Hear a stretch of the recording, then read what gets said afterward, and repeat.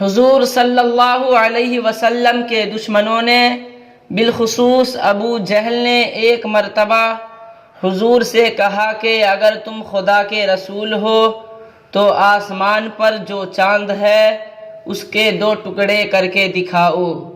حضور نے فرمایا لو یہ بھی کر کے دکھا دیتا ہوں۔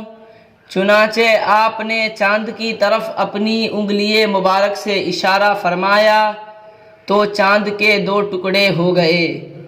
یہ دیکھ کر ابو جہل حیران ہو گیا مگر بے ایمان مانا پھر بھی نہیں، اور حضور کو جادوگر ہی کہتا رہا۔